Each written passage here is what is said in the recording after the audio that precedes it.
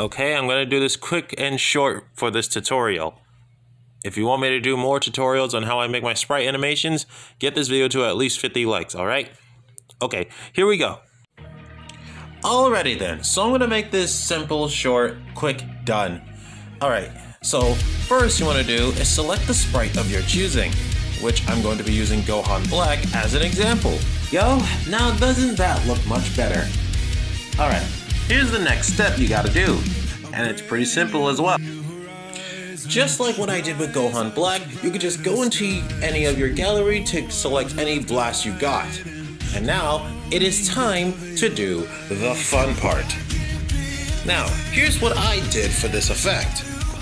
This is gonna take me a while, so bear with me, okay? Next, all you gotta do is go down and you must have this asset downloaded.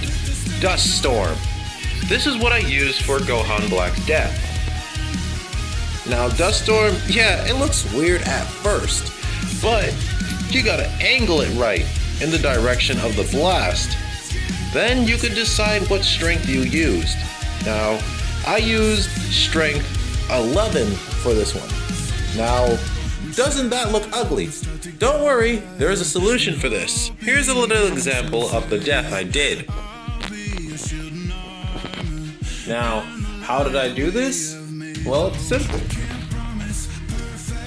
First, you must go to Adjustments.